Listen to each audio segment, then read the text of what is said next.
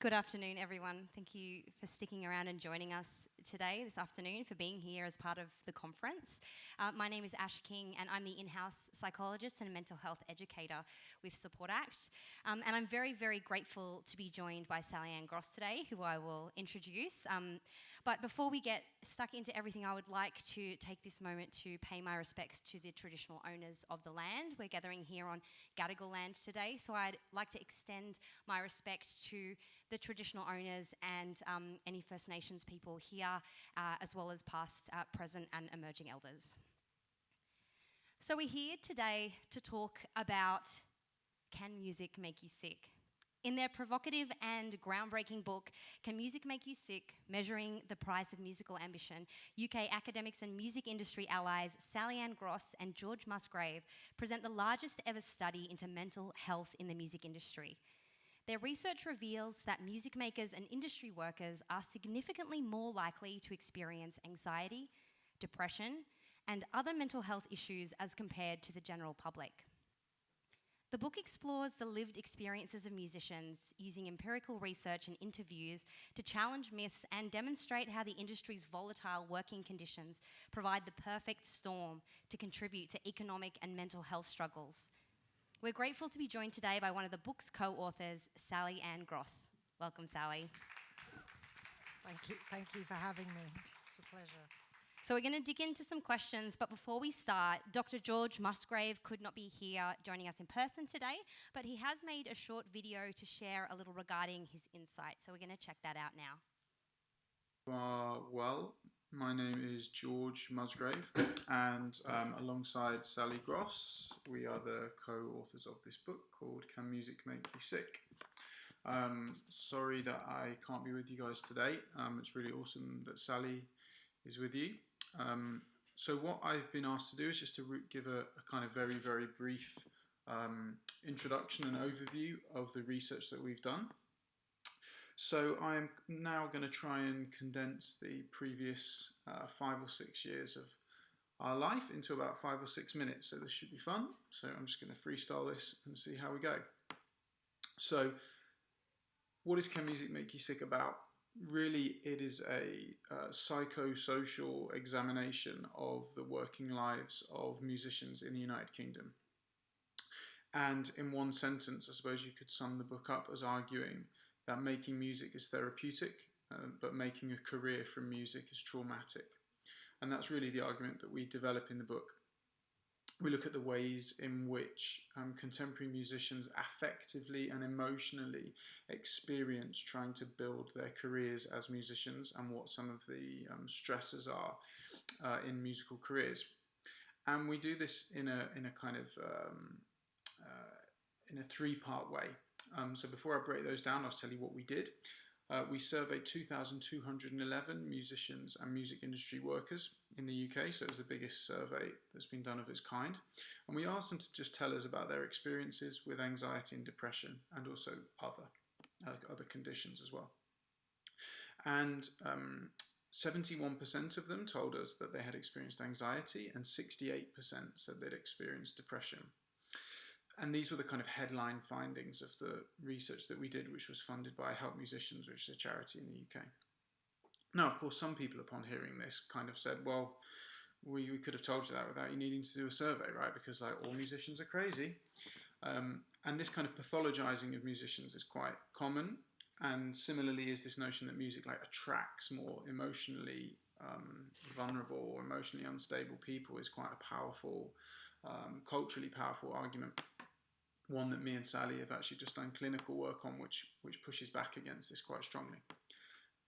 Anyway, what we wanted to do is to say why. Like, why do the musicians themselves feel that these numbers are so high? So we interviewed musicians working across the UK, men and women in a range of genres, in a range of career stages, to try and understand their experiences of what it feels like to be a musician today.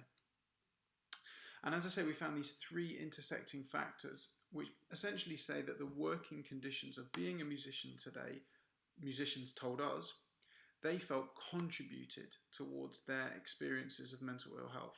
And that happened in a kind of tripartite way, drawing on Bourdieu, who uses this kind of this kind of a way of thinking about things, to say that there are really three factors: the economic factors, cultural factors, and social factors. And we call these factors statuses, right?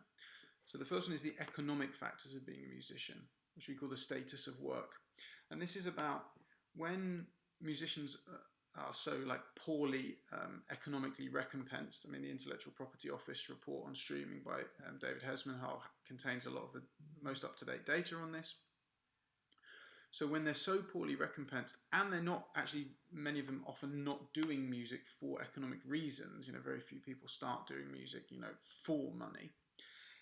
The question is, in this environment, how do we work out what success is? What do musicians understand success to be, and how do they define it? And what is the relationship between their subjective understanding of success and the way that they feel about the trajectory of their lives? And how do the goals that they have for their lives intersect and interrelate with the goals that they have for their musicianship? And to what extent are those things in sync or not? And very often they're not. So there are economic factors. There are cultural factors, and this relates to how music acquires value and status and meaning outside of economic parameters. How does it acquire value online? How does it acquire value in the music industries? What do musicians understand the value of their work to be? These are big cultural questions around being a musician.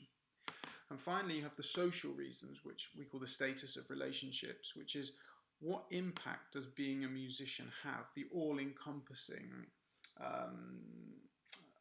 nature of contemporary musicianship. What impact does that have on musicians' relationships, their friends, their family, how they negotiate and understand and define those relationships?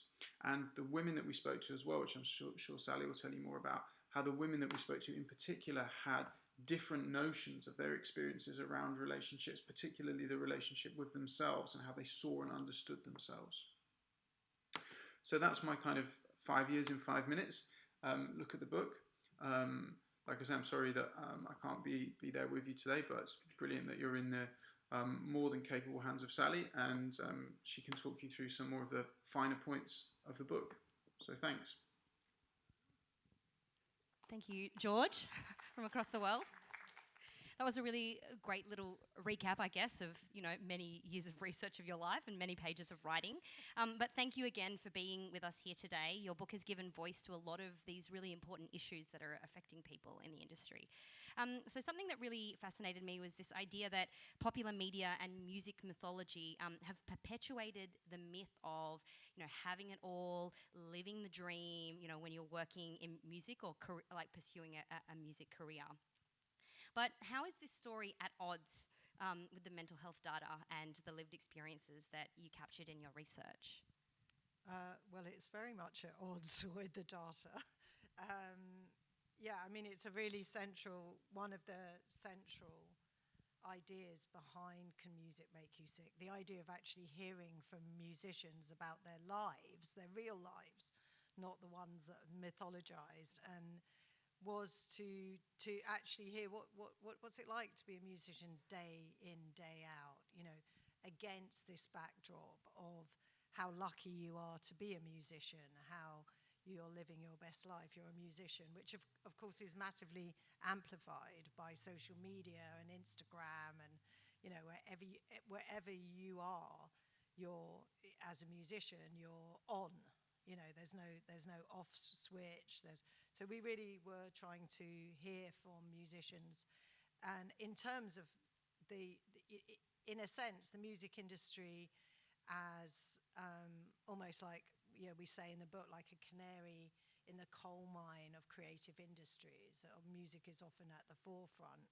Musical changes are often at the forefront of creative media changes, and that's been something that has been kind of well documented, particularly by the French philosopher and economist Jacques Attali. So we were kind of I was working off Jacques Attali's ideas when I first came up with the idea of Can Music Make You Sick? Because he had predicted this idea that by the end of by the 21st century, there would be lots of people making music, but very few people making money out of music. But he never explored that, and he never really interrogated what that meant. But so that was an area that I really wanted to look at. in next to this idea of always being positive, which is what the music industry, major myth of the music industry is to stay positive, that music is always, that's why it's called Can Music Make You Sick, because music is always good for you. Everything, you should be lucky to be doing this. This is all incredibly good fun. So even just admitting that maybe you're not feeling so positive is in itself a taboo. That's like one of the kind of founding myths of life in most creative industries, but in music it was very evident that somehow this form of work should be always seen in this positive light. So yeah, that was really something we wanted to crack open. Or what does it feel like to work in a place where you're being told all the time you're lucky to be here, and that what you do, you're fortunate. So this kind of idea around being an artist that is always somehow privileged, but paradoxically we can see that artists, we can just see from the headlines around artists that there's obviously a mismatch between that idea. So that's what we set out to explore. It's interesting. It's almost like that toxic positivity phrase is like at the forefront, and we know that doesn't do anyone any favors. This idea of you're so lucky and be so grateful and how good you've got it. You're like living this life, and not allowing for the space to acknowledge the real challenges and the real difficulties that people are going through. Yeah, absolutely. I mean, the thing is that totally shuts people down. If you tell somebody that they're just fortunate or they're lucky, and of course things are relative, and that's not to say that there aren't differences, and that those are we totally accept that. But in terms of musical lives and people working in the music industry as professionals, the digital age and digital disruption changed the way in which musical workers, whether they were musical professionals and musicians, were actually working. And in a sense, people have been very, very slow to acknowledge that change. Because, one of the first things that lots of people would say to me when I started, before I met George even, I was trying to do this research. People go, "Oh, Sally, it's always been like that. It's always been difficult." And I'm like, it has not always been like this, right? We used to go to shops and buy records. Do you remember? They're like, that is a massive change that people don't do that anymore. So this kind of shutdown that you get, like, I work in a music department. No one in the music, they were like, "Why are you being so negative?" I'm like, I'm not being negative. I'm trying to find out what's going on, what's going on here. And it's a strange idea to me that an industry that is so held up by government as being, the Brit-pop era, or, look what Britain's given the world, whatever, wouldn't want to know how that was experienced by its workforce, Yes. So that there was a strange silencing. And, if people are trying to silence you, I'm always suspicious, right? So we need people like you to just be like, wait a why are sec. you trying to shut me up? I have something to say. Yeah. You have to be suspicious of people that are trying to silence you, right? They've got to be doing it for a reason. So, and, I was a music manager and a music lawyer, and I could understand why people might want to silence me or silence around contractual and I'm also a teacher. I run an MA in Music Business Management. And so, I know the music industry inside out, so don't try and silence me. I've got something to say. Yeah. Well, you've got a lot of different and diverse perspectives that you are able to bring to your research, which I'm very grateful that you can. So I'd also like to chat a little bit about this idea of financial precarity. Because with all the anxiety sort of this lack of stability creates, it's got a real and present impact on music workers. And I'd like to see how you see this impact manifesting. Well, where do we start? The financial precarity is not new to musicians or musical workers, but how financial precarity becomes operative at this moment in time. Again, this is another digital change, and very much something that's spurred on by neoliberal economics, where everybody is being reduced to an individual cell of entrepreneurism, and we are each responsible for our own destiny, and A kind of what I call hyper-capitalism in action was being very much played out in the lives of musicians, which goes hand in hand with this idea that this is the best life. It's a kind of ideological tool that I felt like musicians were being used in that way to kind of sell an idea of expressing yourself in this way, commodifying yourself. So in terms of our research, there wasn't an artist, and we interviewed very, very successful artists who had a cushion. They have a financial cushion, to session musicians, to opera singers, to violinists, to drummers, and also people working in record companies. And everybody talked about the impact of financial precarity on their mental state, and how challenging it was for them. People that were successful felt that I am successful now, right? So they was like, I'm okay now, but they still held that memory of what it took to get to that position, of what it might mean in the future, or how they could lose it. So that there was a constant anxiety attached to those people who say, well, you're successful, you were lucky. But we also found people that had hit records in the UK who were still living at home with their parents. So from the outside, on Instagram, they look like really successful. And you're like, but I live at home with my mum and dad, because actually it's so expensive to live in London. I can't have my recording studio and somewhere to live, or I can't tour and do this. So it was also this idea of like, what is stability? What is financial stability? And then COVID hit, and all the financial offering that live music. So live music, was always like, oh, you might not sell records now, but it's okay because you can sell out this, and you can get tickets and merch and tickets and tote bags, and no one goes into music to make a tote bag. Never. Sorry. I hate tote bags. Don't give me any. I have hundreds. Yeah. My students always come up with ideas for tote bags. I'm like, no, you're speaking to the wrong person. But yeah, so once COVID hit, it just left the industry wide open to something that many of us were already aware of. And we could never have predicted, in 2016 when we did this research, we could never have predicted that, the flag, live music, you'll be okay, just sell out that venue. That would happen. And I know, if someone said that to me, I said, what are you talking about? That will never happen. But it did happen. And once that happened, the lid was off. And once the lid was off, then we really started to look like, so what does it mean? What is the implication of streaming? What is the musical pipeline really revealing to us? And it's a trickle.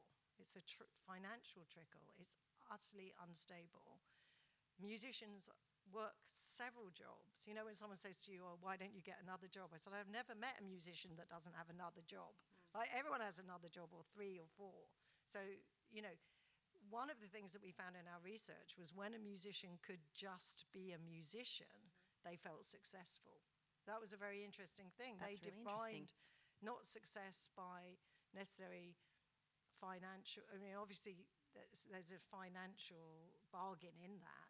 But it was much more about, if I can be a musician all the time, or I'm a musician and I'm teaching, or I'm a musician and I play in an orchestra. But even the people that played in orchestras were also very well aware of that they might lose their seat in an orchestra. That still wasn't a job for life. The idea of jobs for life in any art form is very rare.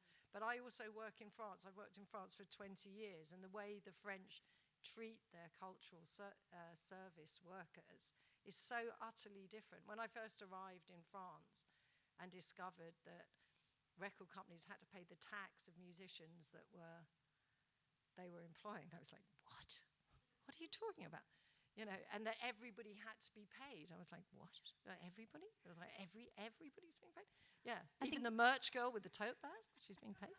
I think it's inspiring to hear that, that things are done differently. I think we can get entrenched in, well, this is just the way things are, and this is the way that things have been in our industry, like it's some sort of just a blob, amorphous blob. But actually, there's different, countries and doing things differently and trying to support people differently. I would like to ask about something that you already briefly mentioned, but this wide-held view that music is a meritocracy. We see it as like, oh, I'm going to put in all this effort, I'm going to be really good at what I do, that like, if you have all the tools, like you are in control of your destiny, and like the best music will rise to the top. So as long as you're good and committed and passionate and you work hard, your life will change. You're going to have these moments, you're going to have this success. So what is the impact of this claim on mental health and also on the sense of worth and identity of people in music? Well, it's horrible, isn't it? Because it isn't a meritocracy. Right? Music is not a meritocracy. There is no meritocracy anywhere anyway, right? Number one. So just tick that, throw that one away. Just a useless concept that no one needs. And of course, again, when people... things do not naturally rise to the top in music. As someone that has managed many acts and been involved with music for so kind of some amazing musicians from all around the world that didn't have a hit. Most people will not have a hit. That's it. That's it. That's the reality. So that's the reality of the business. But the implication of that and how it impacts on the workforce is that people begin to feel like it is their responsibility, even when they know, like rationally they can see, well, there's 1,000 people doing this, that person's album couldn't have been better than mine, my song was as good as that. But eventually you think, well, what did I do? Because they're saying we've all got an equal chance. I mean, that just isn't, creative justice. That's one thing that we're kind of trying to argue for. Like, how do we bring about the idea of some kind of equity within the creative industries that acknowledges the problems of diversity and inclusivity and takes a broader look, like what will our future look like if those were the things that we consider, and that won't give us complete answers, but it would change the way, talking about the industry in terms of, I have to say that nobody talks about the industry in terms of meritocracy now. Right, no one does that anymore. Yeah. They've kind of dropped that one because it was just so clear everyone can see that wasn't working. Yeah. I mean, we've got a quote in the book that comes from Music Managers Forum that says music is a meritocracy. It was a paper they published, and I couldn't help I mean, it might have been a bit mean, but I couldn't help myself. I just had to take that and put it in the book because it was just like, how can managers say that? Like, if you know this industry, it is not a meritocracy. So it's very, very inaccurate. But it feeds in almost to what you were saying before, is that like the silence on a lot of these bigger issues, these like really sticky systemic type issues that that need to be dealt with, but the people in positions of power, they have an advantage by not allowing these conversations to take place and perpetuating this idea that it is a meritocracy. Yeah. I mean, you shine the light away from the systemic issues if you say it's a meritocracy. Yeah. Oh, it's not a meritocracy. Okay, so now we've got to forget that. We've got to look at the systemic issues. We've got to understand how historically songwriters and performers have been undervalued in the music economy. I mean, I don't know what's happening here in Australia, but certainly in Europe and certainly in the UK now, post-COVID, we've had a government inquiry. 2022, we've had a government inquiry into how this could have come about. But it is really important, and it is political. It was always political, and COVID really, really emphasised that. And the fact is that inequality and precarity, COVID caused where there was already a mental health crisis, just amplified that situation. And it was, I'm not, maybe it really has been extremely tough for music. I'm sure it's extremely tough for musicians here and venue and people in venues and music photographers. I mean, right across the music professions, this has been the toughest, I think, of anything that we could have possibly witnessed. And I'd like to speak about identity, which you did explore in your research, this idea of a tightly held identity that many of the musicians you spoke to define their existence through the prism of their musical work, and it defines who they are as human beings. So how does this play out when this overlaps with the world of commerce, and when people seek to earn a living by pursuing a craft that is deeply entwined with personal and artistic expression? Well, again, it's difficult. It's difficult. But of all the musicians that we interviewed, not one of them wanted to stop being a musician. It was really interesting that people can recount to you really quite traumatic experiences, retelling very difficult circumstances of being on tour or being in a record contract, being dropped, or their band splitting up. Really, it's like real horror stories of everyday life in the music industry. But at the end of it, the last thing, they'll give up their wives, their husbands, their children, but they won't give up music. That's classic addict talk, So that is that feeling that this is what holds you together. This is what gives you the ultimate meaning in your life is very significant. It's very significant, and an attack on someone's core identity, we know, is utterly destabilizing. That's what torture's about, So it is a very, very kind of complex, paradoxical moment when you're dealing with people living in difficult circumstances who have spent years, most musical professionals have spent years practicing, rehearsing, doing what they've done, and they all talk about the years that they've spent doing it. It's very interesting just to analyze the words that people use, And again, as George said, I'm bound to say something about women. I am bound to say something about women. This is the bit I say. And for women, they talked about, time passing in a much faster way than any of the men that we women often talked about time very early on in the interview. How much time they've spent, when would they whether they're going to have babies, or if they've had babies, they've taken time out, and they see their relationship to the industry as even more precarious, and also playing out on their bodies, what I look like then, what I look like now, how thin I am. I mean, even though they sound incredibly stereotyped, this is what women said, and they said it very, very quickly.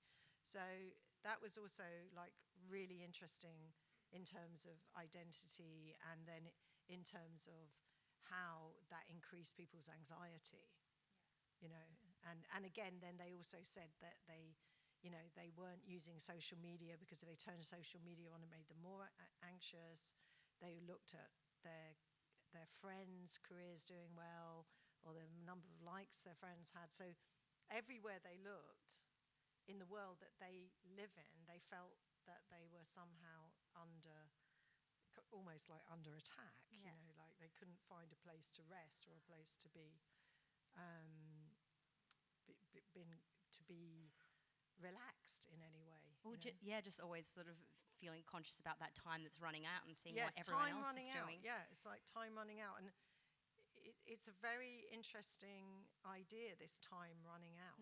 Like if we all knew how long we actually had, and none of us know, maybe unfortunately someone might, but it's very unlikely that we know exactly how long we have. But to be living with that idea of time running out, and I find that with a lot of young musicians when I do a lot of consulting on projects, and young, emerging musicians will come and see me, and they will talk about time running out, and I was like, what are you talking about? You haven't put your record out yet. Time's not running out. There's loads more days. Yeah. There's loads more potential release dates, and time is not running out, because it is and it isn't, but to live like that is not a way to live. No, that perspective, at least from a mental health perspective is not something Yeah. that's going to build us up. Yeah. And I did also think that, you know, one of the complexities when talking about these issues is that idea of the paradox or the contradictions, where someone's like, I will never give up music, and music is who I am, and music gives me purpose, it gives me meaning, it allows me to, you know, share my story and connect. But at the same time, it's like making music and being in the music industry is also, you know, affecting me in all these really negative ways. Yeah. Yeah. Yeah. I mean, I used to, I used to do A&R, and I lived with an A&R, another person who also did A&R, and we couldn't, music couldn't not be played in our house without someone going, will that make it onto the A list? Will that be on the B list? Well, and I literally had to go away to the countryside, ban the rest of my family from following me for a time, because I just needed to get away to a place where I could listen to music without people telling me where they thought it would go. Mm-hmm. And I think that when, because in the sense that I'm a music manager and a record label person, I'm working all the time in this space in which music is only understood as a flux in a competition. But that's not what brought me to music. Yes, I don't think that brings anyone to music. Yeah, exactly.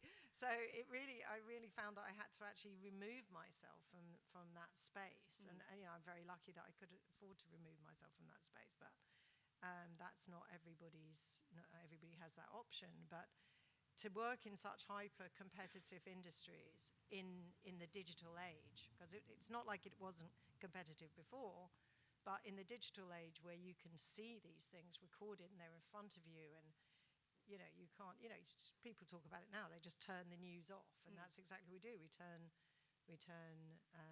Facebook off, we turn Instagram off, we turn let's not talk about TikTok, but don't go there unless you're a cat.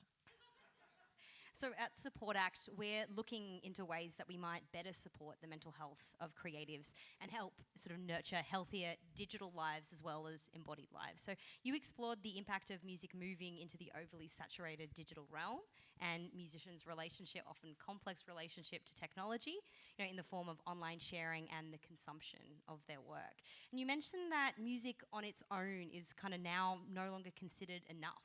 It's like additionally about things like engagement and visibility and staying relevant. Tell us more about the pressure that this places on artists.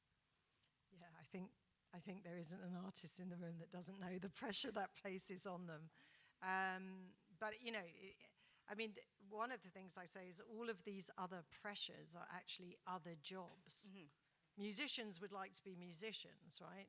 Not content providers for Instagram or TikTok, or video makers and photographers and dancers and narrative storytellers, and they're all jobs that other people could do if you could afford to get those other people. The main reason you'd sign to a major label is because they have people that will do that for you, and you might get the chance to be a musician again. Yeah. Right. So I think that's a thing that's been massively underplayed and misunderstood and kind of wrapped into this idea. And again, I think that I'm very fortunate that I've worked in France for so long, because the French didn't react like that, right? The French didn't react like that. It's almost like they understand. Well, they don't understand. They have a culture of appreciating music and art. In a way, we know that there are historical reasons why they've done it, to protect the French language and blah blah blah. But the end result has been that in understanding what artists do in France, for example, they understand that artists need time to think. The idea that musicians might have time to think in this time is like almost unknown in the Anglo-American world, which I include Australia. It'd be an unknown idea that you'd actually want some time to think. You haven't got any time to think because you're going to make another post. Yeah. You're going to make another, story that's relevant. Be relevant at all times. Yeah, and never stop. And never stop. And give all of yourself over. Be vulnerable. Be human and be online. All the time.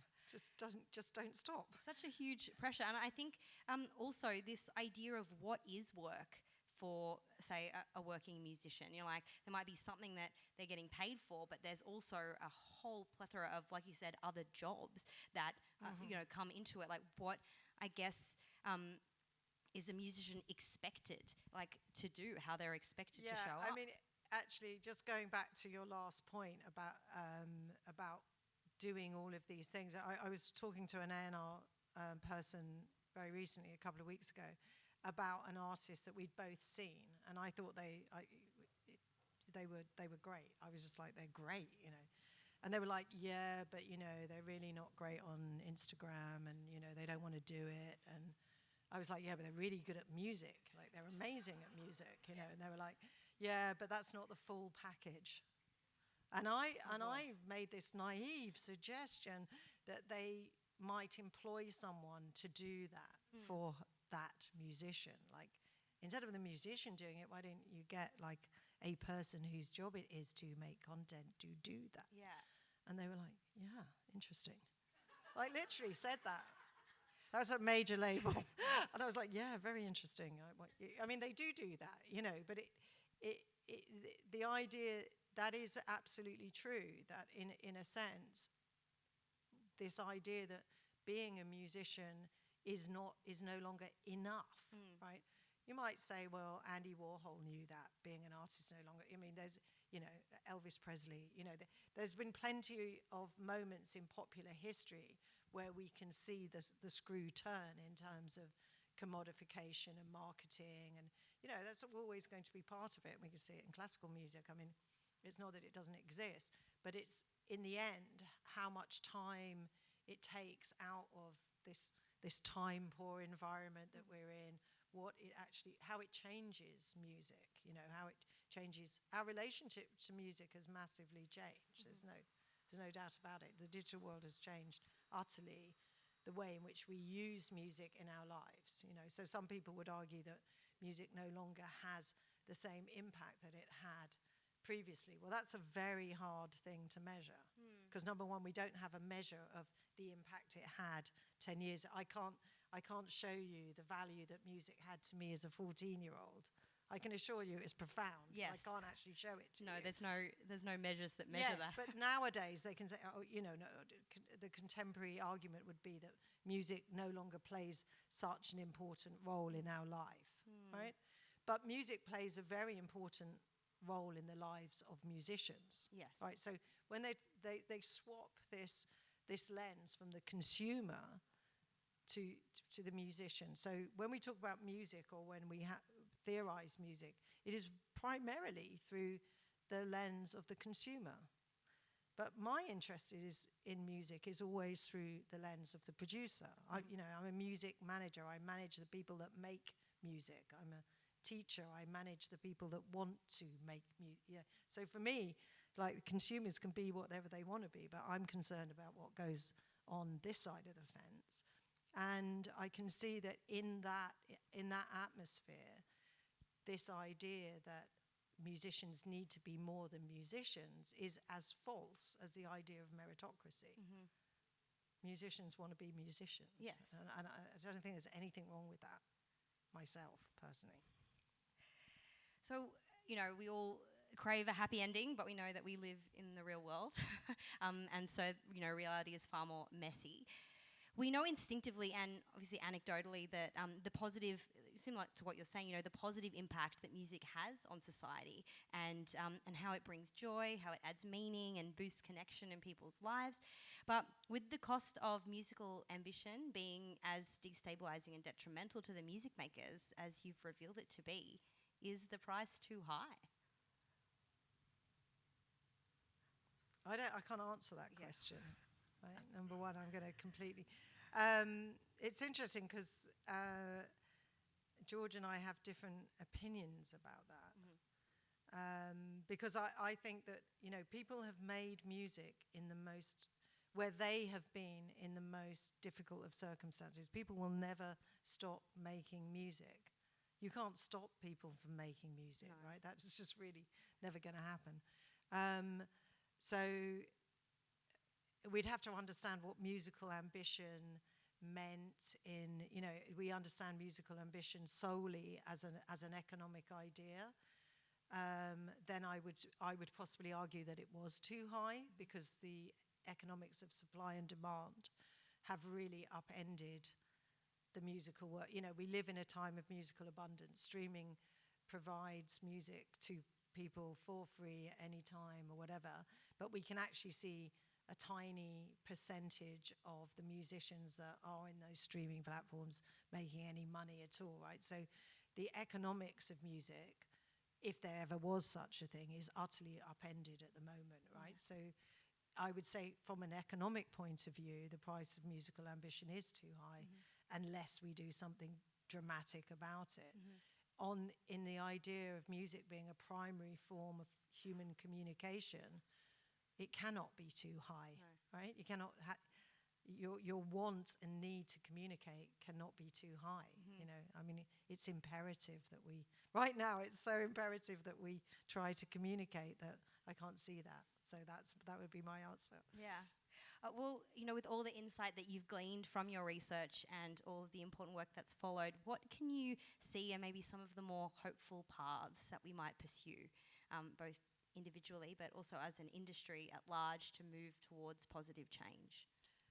Well, what I've really been surprised about, in a sense, one of the things that certainly happened in the UK, and I don't know what's happened in necessarily here, but certainly with the Support Act, but in the UK, there is a lot of change going on. Every major label now has somebody in place, has something in place. Sony has a head of well-being and mental health. Warner's have mental health support workers. Universal has an array of activity going on, Music Managers Forum. I mean, everybody has become acutely aware of mental health, but also the intersection of diversity and inclusivity. So there's a lot of interesting things happening, certainly in the UK, around this idea of really facing up to the incredible inequity that was happening in the music industry, the incredible problems that have been thrown up. We've had a streaming inquiry, which, I've been arguing for a very long time, but I never thought we'd have, So, so many positive things are actually happening. But, we need political change, we need legal change, which comes from legal change. But I am hopeful, and I do think that the industry is taking these issues seriously, and I think the discussions around mental health are really amplified. They've been totally amplified. But whether we have the support there, we need a lot more mental health workers. We need access to free mental health support, and that's going to take time. But I definitely feel like that a lot is happening, certainly in the UK, and what Support Act is doing here is fantastic. Help musicians are doing great work. So things are, there are some things, but definitely some things to look forward to. Yeah. I think it was also interesting you talking about France and how it's so different. What sort of things have you seen while you're living and working there that have it's interesting because the French are just about to, there's a group in France that are about to repeat our research. They're just doing the same research but doing it there. So I've been in conversations, but the French have, one of the things I would say is, like, in Ireland, they are introducing a universal basic income for musicians. They've started to trial that. France has a different support system for musicians, and that's already been in existence for a long time. But you still have to prove that you're a musician. It's not for everybody, right? So both of those systems will have barriers to entry. And then wherever there's a barrier to entry, we're going to have to be looking very carefully about how those barriers, we don't want those barriers to be abusive or to leave out people and not be representative of the community. But yeah, that definitely Germany reacted really fast to supporting musicians and the creative industries. So there are examples happening in different places, and we have to look at those. You know, the richer nations have to, the richer nations that are not supporting the arts. Yeah. Duh. You Yeah. know. Sorry. Well, our sporting industries have a lot of support in this country, but ours too. Yeah. But I think it's now becoming apparent that we're starting these conversations and we're starting to see change. And obviously these things can't happen overnight. We can't completely reform these systems. We've got to do a little bit at a time. But I think also you speaking to these ideas of inequity, in regards to sort of cultural diversity and these topics that again were like silenced and let's not talk about that and that's irrelevant and this is not important in this industry, especially when the music industry often has like the poster children of like, oh, this person made it from nothing, or this person's from a culturally diverse background and look how successful they are. It's like, the one, we call those the one. Yeah. We have one. Yeah, great. There's millions. One isn't enough. Yeah, for sure. And how, we can start more conversations about, the support systems required to make sure that everyone is looked after when they want to pursue a life in this realm. Yeah, or they want to learn a musical instrument, or they want to have space to practice, or it needs an infrastructure. Even though people will still make music out of anything, anywhere. Yeah. Infrastructures are important, and spaces are important, and who gets to occupy those spaces and how they use them is important. How they feel when they're using them is important. I wonder if this could also go sort of hand to hand with hopefully a shift that I'm starting to see in sort of more creative and artistic therapies being employed in sort of mental health and wellbeing fields. And I'm talking about GPs prescribing like art therapy or music therapy and recognizing the healing powers that a lot of these types of creative expression have for people, and recognizing, well, the people who are making this need to be taken care of. Yeah, my daughter lives in Germany, and she was suffering from anxiety, and she got prescribed singing lessons. And it was fantastic. She said it's been unbelievable because she's learnt about breathing, and those things are so important. We've got to understand, we've got to take a much more holistic look at what helps people to feel better. We don't want to be completely reliant on chemicals. Not that the chemicals can't be helpful, but we also just need to really understand much more what makes for a better life, for a better living. How do we live our best life, not on social media, but in real time, in real life? Yeah. Right, yeah. So I think those things are important, very important. Just acknowledging the things that do give our lives meaning and purpose, and often the arts and music have such a huge part to play in that. Yeah, absolutely, yeah. I think that we're coming up to time, so thank you so much, Sally, for your incredible research, for starting these incredible conversations, and for being with us here today. It's been an absolute pleasure. Thank you.